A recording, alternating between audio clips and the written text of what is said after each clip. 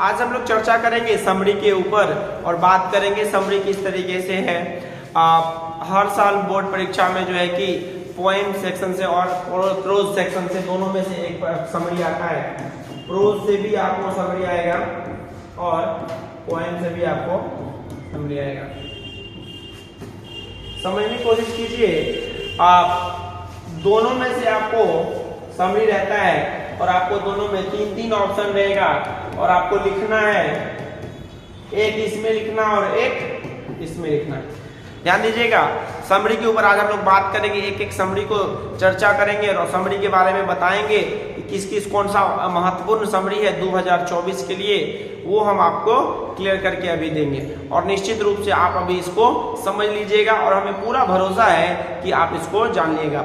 Summary लिखने का जो है कि मतलब है, समरी के बारे में आप समझिए। समरी जब तक आप नहीं जानिएगा तब तक आपका 10 मार्क समझिए कि आपका कंप्लीट नहीं है। वो 10 मार्क को कंप्लीट करने के लिए आपको ढंग से थोड़ा समझना पड़ेगा, आपको जानना पड़ेगा कि समरी किस तरीके से लिखा जाता है, समरी का एक्चुअली क्या रूल है लिखने का, वो सारा चीज हमको समझना पड़ेगा। समरी लिखने के लिए सबसे पहले हमको कहानी, उसका जो स्टोरी होता है या कविता है, उसके बारे में जानना पड़ेगा और उसके बारे में एक्सप्लेन करना पड़ेगा, उस चैप्टर के बारे में एक्सप्लेन करना पड़ेगा और उसके बारे में अच्छे से बताना पड़ेगा। 10 मार्क का सवाल रहता है, 5 मार्क का एक रहता है, 3 ऑप्शन रहता है इस साइड से, 3 ऑप्शन रहता है उस साइड से। आपको उस चीज में अच्छे से थोड़ा जानना पड़ेगा और अच्छे से आपको थोड़ा सा पहचानना पड़ेगा, क्योंकि इसके बगैर आपका अधूरा है पानी, है ना। इसके वजह से आपका अधूरा है। रोज हम शाम में आपको जो है कि कुछ ना कुछ महत्वपूर्ण वीडियो शाम को 7 बजे रोज लेके आएंगे। एग्जाम के दिन तक आप एग्जाम से जुड़ जाइए, एग्जाम में बने रहिए और निश्चित रूप से हम आपके साथ जुड़े रहेंगे और आपका समरी का कायाकल्प खत्म करेंगे। ठीक है बच्चा, तो लेट्स गो, चलते हैं समरी की ओर और हम लोग शुरू करते हैं कि समरी किस तरीके से लिखा जाता है, समरी किस तरीके से है। तो हम लोग जानेंगे समरी के बारे में, समरी किस तरीके से कार्य कर रहा है आपका। यहाँ पे आप देख सकते हैं समरी को ना आपको समझने के लिए ना थोड़ा सा ना आपको स्टोरी के बारे में जानना अति आवश्यक है ना। स्टोरी आप अगर आप समझ रहे हैं, इसके बारे में आप समझ रहे हैं, तो फिर हमको लगता है आप आराम से जो है कि आप इसको क्लियर कर सकते हैं और आपको किसी भी तरीके का, हमको नहीं लगता है कोई प्रॉब्लम होने वाला है और किसी भी तरीके का कोई प्रॉब्लम नहीं होगा। और हम आपको कह रहे हैं थोड़ा सा दिमाग बस लगाइए, ठीक है, थोड़ा सा अगर आप दिमाग लगाइएगा, हम आपको कहते हैं निश्चित रूप से आपका समरी क्लियर हो जाएगा। भी है महत्वपूर्ण और समरी है, एक एक समरी के ऊपर बात करेंगे बच्चा, है ना। चलिए लेट्स गो। पहला समरी है आपका आई हैव ए ड्रीम का, ठीक है। आई हैव ए ड्रीम का पहला समरी है, आप देख सकते हैं। लिखना चाहते हैं लिख सकते हैं, कॉपी निकाल लीजिए। आप लिखना चाहते हैं लिख भी सकते हैं, आप देखना चाहते हैं देख भी सकते हैं। अच्छी तरीके से आप जो है कि थोड़ा दिमाग अगर प्रयोग करेंगे तो यहाँ पे आप देख रहा है आप किस तरीके से एक एक क्वेश्चन, एक एक बात को चर्चा किया गया है, ठीक है। अभी आप पहला चैप्टर है I have a dream, summary का आपका इसमें हम लिखे हैं I have a dream is a speech delivered by Martin Luther King Jr. in Lincoln Memorial in Washington DC in 1963। I have a dream जो है ये चैप्टर आपको पता है स्पीच है, एक भाषण है जो बना हुआ है, जो बनाया गया है, दिया गया है मार्टिन लूथर किंग के द्वारा। मार्टिन लूथर किंग जूनियर जो कि नेग्रो प्रजाति के लीडर थे अमेरिका, उसके बारे में बात किया गया है इसमें। He was civil rights activist in his early age career। Martin Luther King Jr. was influenced by Mahatma Gandhi. महात्मा गांधी से बहुत इन्फ्लुएंस्ड थे, ठीक ना। महात्मा गांधी से ना बहुत ज्यादा प्रेरित थे, महात्मा गांधी से बहुत ही जबरदस्त तरीके से प्रेरित थे और जो है कि वह महात्मा गांधी को अपना आइडल मांगते थे। वो पूरा इन्फ्लुएंस थे, प्रभावित थे महात्मा गांधी से। He adopted non violence and got Nobel prize in 1964। 1964 ईस्वी में नोबेल प्राइज से भी इनको सम्मानित किया गया। मार्टिन लूथर किंग जूनियर को नोबेल प्राइज से भी सम्मानित किया गया। स्क्रीनशॉट लेना चाहते हैं तो वो भी ले सकते हैं, है ना, आप स्क्रीनशॉट भी ले सकते हैं। नोबेल प्राइज, ये सब VVI है 2024 के लिए। 2024 में यहीं से सवाल आने वाला है, याद रखिएगा, यहीं से सवाल आने वाला है 2024 में। आप इसको जो है कि सही तरीके से दिमाग लगाइए और बनाने की कोशिश कीजिए। In this speech, Martin Luther King Jr. leads community to help them and gain freedom and justice. इसमें बात किया गया है, in this speech, Martin Luther King Jr. leads community to help them and gain freedom and justice. यहाँ पे न्याय के लिए बात किया गया है, इसमें फ्रीडम के लिए बात किया गया है, आज़ादी के लिए बात किया गया है। इस चैप्टर में हम लोग समझने की कोशिश करेंगे किस तरीके से Martin Luther king junior Negro के लिए फ्रीडम, आज़ादी के लिए काम किया है, और उन्होंने इसमें जबरदस्त तरीके से बात किया गया है। इसके बाहर नहीं जाएगा। ये जो चैप्टर है आपको आज हम समझाने जा रहे हैं, इसमें आप समझ लीजिए कि आज आप अगर क्लियर हो गया आपका, तो फिर धुआं धुआं है, एकदम गर्दा गर्दा है, एकदम धुआं ही धुआं है, गर्दा ही गर्दा है, एकदम मचा डालेंगे। और 10 मार्क तो पक्का है ही है। 2 समरी आपको लिखना है, 3 कहानी में से 3 कविता में से। तो आज हम लोग कहानी का सेक्शन लेकर आए हैं, एक ही वीडियो में सारा चीज क्लियर है। इसी वीडियो में पूरा का पूरा एकदम कायाकल्प किया गया है, पूरा समरी के बारे में चर्चा किया गया है। Gain freedom and justice, he says 100 years ago a great American signed. देखो इसमें बात किया गया है, नेग्रो प्रजाति के लोगों को जो है कि सम्मान नहीं मिलता था ना, नेग्रो प्रजाति के लोगों को सम्मान नहीं मिलता था, उसके बारे में बात किया गया है। और 100 years ago 100 साल हो गया था, जिसमें आपको 100 साल हो गया था, जिसमें आपको वहां पे 100 साल पहले एक दस्तावेज पे साइन किया गया था। लेकिन फिर भी अभी तक नेग्रो जाति जो है कि अभी तक फ्रीडम नहीं हुआ है, वहाँ पे भेदभाव हुआ ही, और उसी नज़र से अभी भी काले वर्ग लोगों को वहाँ पे देखा जाता था। ये सोच था मार्टिन लूथर किंग जूनियर का, और वो बताने की कोशिश कर रहे थे, ठीक ना। अब हम आगे बढ़ेंगे। American government was not supporting them, he assures that they will get freedom and their right one day. वो कोशिश कर रहे थे कि एक दिन निश्चित हम लोग को आज़ादी मिलेगी और हम लोग आज़ाद होंगे। और ये जो चेन है, चेन मीन्स डिस्क्रिमिनेशन का, डिस्क्रिमिनेशन मीन्स भेदभाव, भेदभाव करने की जो चेन है, इसमें जो भेदभाव हो रहा है उसके बारे में बात किया गया है कि काले वर्ग के लोगों से किस तरीके से हम लोग को भेदभाव, किस तरीके से हम लोग को यहाँ पे हटेगा, उसके बारे में बात किया गया है। तो ये पहला चैप्टर था आपका I have a dream. I have a dream के बारे में हमने बात किया, आई हैव ए ड्रीम के बारे में हमने चर्चा किया, आई हैव ए ड्रीम के बारे में हमने अच्छे से इसमें आपको सिखाने की कोशिश किया। अब आप इसको लिख सकते हैं घर पे, आज प्रैक्टिस कर सकते हैं। दूसरा नंबर चैप्टर है आपका, है ना, दूसरा नंबर चैप्टर आपको दी अर्थ, है ना, दूसरा नंबर आपको चैप्टर है दी अर्थ। दी अर्थ कौन सा चैप्टर है बच्चा? दी अर्थ चैप्टर है आपको, इसमें बात किया गया है। दी अर्थ में आपको अच्छे से हमने बताया था कि एक शॉर्ट स्टोरी है। The earth is a beautiful short story, written में लिख लीजिए, जिसको लिखा हुआ नहीं है please. The earth is a beautiful short story written by H.E. Bates. एक बहुत ही खूबसूरत सा शॉर्ट स्टोरी है जो लिखा गया H.E. बेट्स के द्वारा। This story opens the eyes of those who believe their sons too much and leave everything fate, luck or God। जो सब कुछ अपने भगवान ईश्वर सब कुछ के ऊपर छोड़ दिया गया है, और पूरे जो है कि काम से यहाँ पे परहेज किया गया है। इस चैप्टर के बारे में बात किया है। H.E. Bates was a very famous short story writer. H.E. Bates बड़ा ही फेमस शॉर्ट स्टोरी राइटर है, इसमें बात किया गया है। आप चाहे तो स्क्रीनशॉट भी ले सकते हैं इसका, आप चाहे तो इसका स्क्रीनशॉट ले सकते हैं, और आप चाहे तो इसको अपने कॉपी में लिख सकते हैं, तो ज्यादा मजा आएगा आपको। In this short story, Johnson was a tenant farmer. He had a simple-minded son named Benji. एक उसके बेटे का नाम था बेंजी। इसमें बात किया गया है बेंजी के बारे में। बेंजी एक अलग सिंपल माइंड का लड़का था, नॉर्मल तरीके का लड़का था बेंजी, और उसमें चर्चा किया गया है कि बेंजी जो है कि नॉर्मल माइंड था। तो एक दिन की बात है जब डॉक्टर जी के पास ऑन द एडवाइस ऑफ ए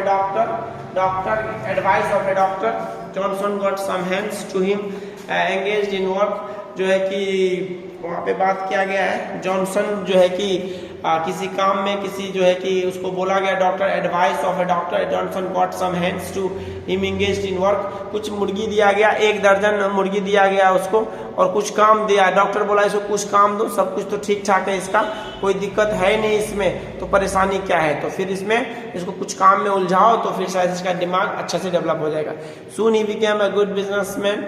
मुर्गियों का काम शुरू किया था, उसके बाद उन्होंने मेहनत करना शुरू किया, धीरे धीरे उन्होंने मुर्गियों का जो है कि बिजनेस शुरू कर दिया, और ये बहुत ही ज़्यादा फेमस हो गया। Deposited lots of money in his bank, बहुत सारा रुपया भी अपने अकाउंट में जमा कर लिया था वो। At the age of 40 he married with Florence, 40 साल की उम्र में उन्होंने शादी किया था फ्लोरेंस से। She did not like Benjy's parents and started poisoning his ears against his parents। यहाँ पे पेरेंट्स के बारे में बात किया गया है कि फ्लोरेंस जो है वो धीरे धीरे अपने वो बेंजी के मम्मी पापा को पसंद नहीं करती थी, जिसके वजह से एक दूसरे में बहुत सारा तनाव होने लगा धीरे धीरे, और बहुत ज़्यादा परेशानी हो गया था, जिसके वजह से जो है कि आगे देखिए क्या होता है। Believing his wife he drove his parents out of the house. और अंतिम में क्या होता है इस कहानी में, बेंजी अपने पत्नी की बात को सुनता है, बेंजी अपने पत्नी की बात को सुनता है, और बेंजी अपने पत्नी की बात को सुन करके वह जो है कि अपने माँ बाप को घर से बाहर निकाल देता है। तो इसमें इस चैप्टर में बात किया गया है किस तरीके से समरी है, किस तरीके से इसमें एक जॉनसन नाम का किसान है, उसके बेटे का नाम बेंजी है, जो कि बेंजी जो एक सिंपल माइंड है। डॉक्टर के कहने पर 1 दर्जन के लगभग मुर्गी शुरू किया था।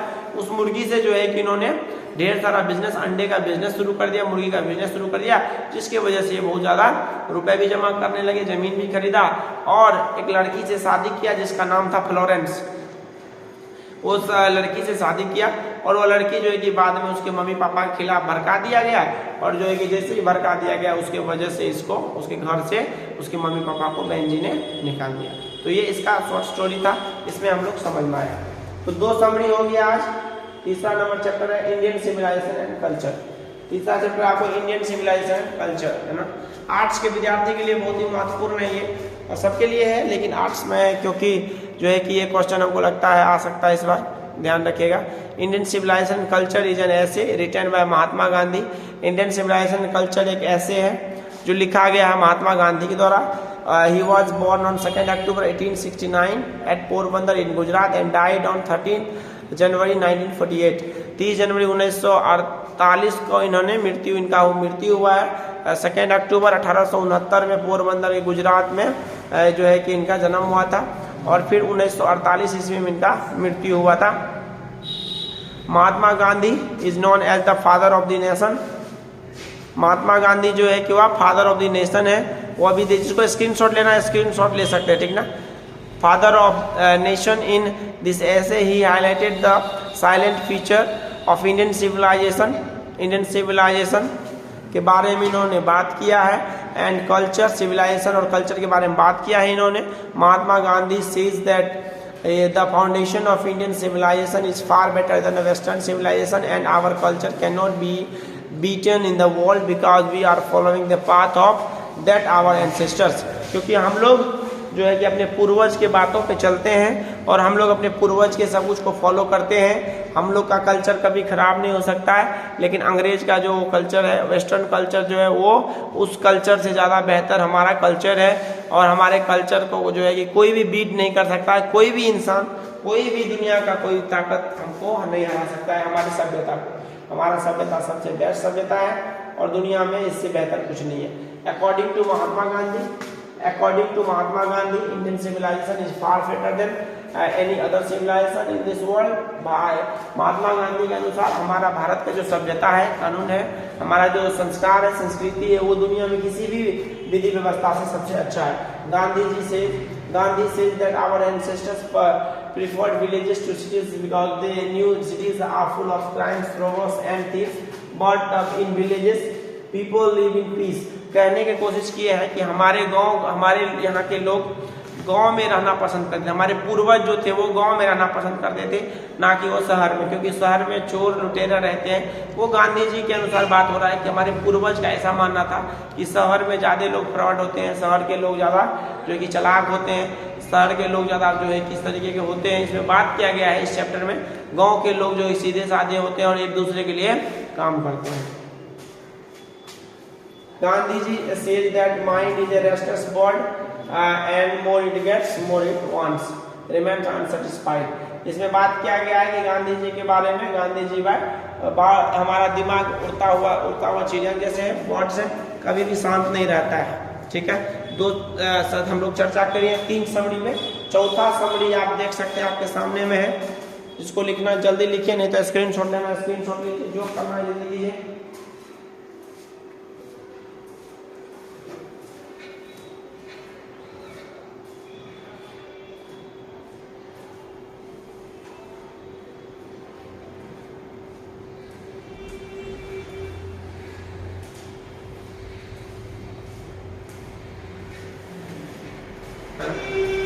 ए मैरिज प्रपोजल, अगला चैप्टर है आपका ए मैरिज प्रपोजल, एक शादी का प्रस्ताव। A marriage proposal has been composed by famous dramatist and short story writer Anton Chekhov. Anton Chekhov इसका जो है कि लिखे हैं, इनको कंपोज किया है। Anton Chekhov was a famous Russian dramatist and short story writer. Russia के वो लेखक महोदय हैं और बहुत ही जबरदस्त इस तरीके से बताया गया। In this drama present the accurate picture of marriage proposal of Natalia and Lomov. इस चैप्टर में बात किया गया है नटालिया और लोमोव के बारे में। नटालिया और लोमोव के बारे में इसमें चर्चा किया गया है। In this drama Lomov and Chubukov are friends and neighbours. Lomov और चोबोकोव इसमें फ्रेंड्स रहते हैं, लोमोव और पड़ोसी भी रहते हैं। Lomov wants to marry Chubukov's daughter Natalia but he does not have a dare to propose Natalia for marriage. Even Chobokov wants to get his daughter married to Lomov. क्या कहने की कोशिश किया गया है इसमें, लोमोव शादी करना चाहता है नटालिया से, प्रपोज भी करता है, लेकिन उसके पास हिम्मत नहीं रहता है प्रपोज करने का कि हमको इस तरीके से। लड़की का बाप भी इसके साथ रेडी रहता है, लड़की के पिताजी भी इसके साथ रेडी रहते हैं कि हाँ ठीक है, अच्छे लड़का है, शादी होना चाहिए, लेकिन लड़के के अंदर इतना हिम्मत नहीं रहता है कि जो है कि हम प्रपोज कर दें इनको, और जिसकी वजह से ढेर सारा लफड़ा होता है। आपको तो इसमें हमने बताया ही है, जमीन के बारे में लफड़ा होने लगा, दोनों में एकदम से बढ़िया तरीके से जो है कि बनता नहीं था, तो ये सब चीज था इसमें। ये आप देख सकते हैं, स्क्रीनशॉट लिखना है, ले लिए, लिखना है, लिखना है। In this drama one day Lomov came to Natalia. एक दिन लोमोव आया था नटालिया के घर पे, नटालिया को प्रपोज करने के लिए, बट लेकिन वो दोनों जमीन के बारे में झगड़ा करने लगे। After long discussion between Natalia and Lomov at last Chubukov appeals both to get married. बहुत सारा झगड़ा हुआ, ढेर सारा डिस्कशन होने के बाद अंतिम में चोबोकोव बोलते हैं उनको कि तुम जो है कि चुपचाप शादी करो दोनों, नहीं तो हम दोनों को मार देंगे जान, ठीक ना। बहुत सारा चर्चा हुआ इसमें, बहुत सारे बातें हुई, उसके बाद जो है कि ये एक दोनों के साथ में शादी होता है और यहाँ पे ये स्टोरी खत्म होता है। तो ये हम लोग अभी तक पढ़ चुके हैं मैरिज प्रपोजल के ऊपर। अगला चैप्टर है आपका ए पिंच ऑफ सनम। अगला आपका ए पिंच ऑफ सनम है ना, आप अगला आपका ए पिंच ऑफ सनम लिखिए, इसको लिखना लिख सकता है, ए पिंच ऑफ सनम, ठीक ना, लिख लीजिए a pinch of snuff, a pinch of snuff. Screenshot लेना इसको ले सकते हैं। A pinch of snuff is written by Manohar Malgonkar. He was born in, उसका जन्म हुआ है जो है कि 1913 ईस्वी में और मृत्यु हुआ है 2010 में। He is well known as a novelist and short story writer. This is a family drama. ये एक फैमिली ड्रामा है, इसमें नानू काका रहते हैं, मैं आपको इसलिए बता दे रहा हूँ, इसको अच्छी तरीके से आप समझ ही गए होंगे। मनोहर मालगांवकर इसमें जो है कि भांजा रहते हैं, इसके मामा का नाम है नानू काका। नानू काका दिल्ली जा रहे थे 2 से 3 दिनों के लिए वेलफेयर मिनिस्टर से मिलने के लिए। किससे? वेलफेयर मिनिस्टर से मिलने के लिए। स्क्रीनशॉट लेना चाहते हैं, स्क्रीनशॉट ले लीजिए।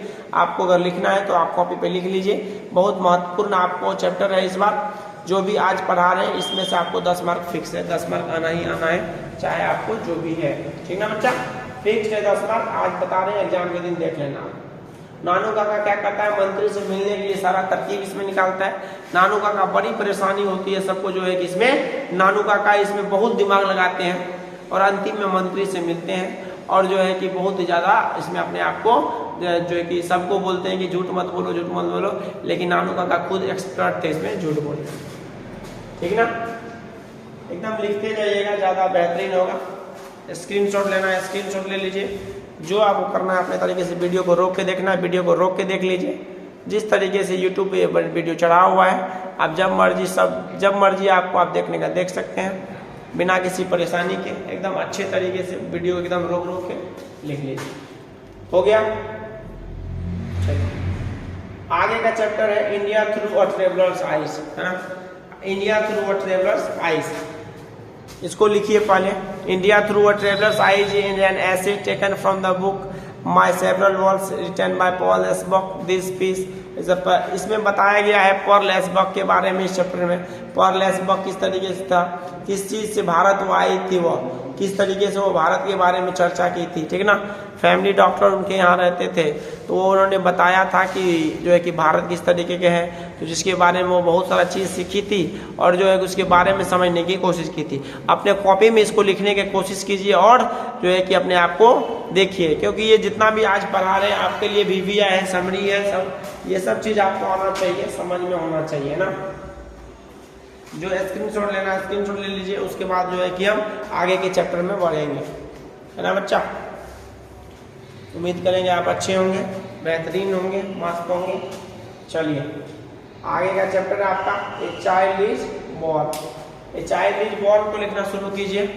ए child is born, A child is born किस तरीके से काम कर रहा है उसके ऊपर देखिए। A child is born is an essay written by a feminist Australian writer Germaine Greer. Germaine Greer के द्वारा लिखा गया है। In this essay she explained the ways of managing child. इसमें बात किया गया है बच्चे के जन्म के बारे में, किस तरीके से चाइल्ड बर्थ के बारे में मैनेज किया जाता है, किस तरीके से इसमें चाइल्ड बर्थ के बारे में दर्शाया जाता है।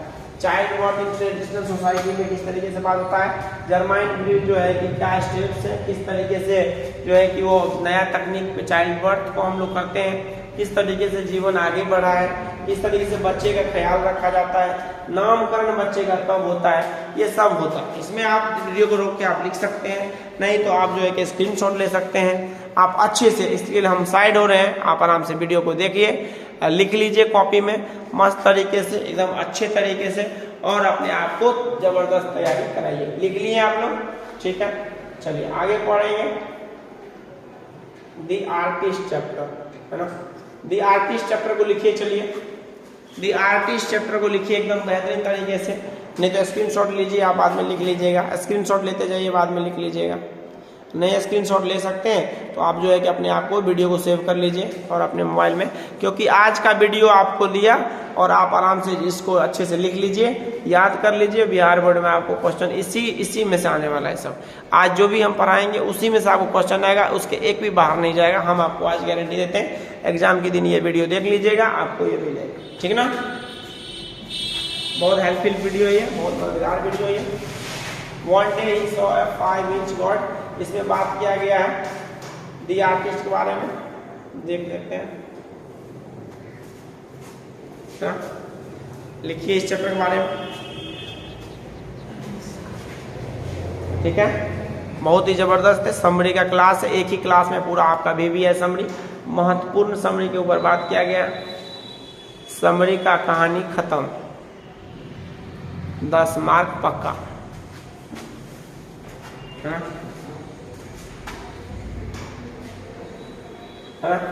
तो यहीं पे था आपका, ये चैप्टर तक था, ये आर्टिस्ट तक था आपको। इसमें आप समझ लीजिए, मान लीजिए, समझ लीजिए, पूछ लीजिए और मान लीजिए। एक चैप्टर आप देखिए, कॉपी कलम निकाल के लिख लीजिए अगर लिख सकते हैं तो। पहला आपको चैप्टर दे रहे हैं होमवर्क में, दिस आर्टिस्ट, जो अभी आप लिखाए दी आर्टिस्ट। उसके बाद आप लिख लीजिए जो है कि आप ए child is born, A child is born के बारे में। फिर आप तीसरा है आपको यहाँ पे India through a traveller's eyes, ठीक है। उसके बाद है आपका यहाँ पे ए पिंच ऑफ सनम, ठीक ना।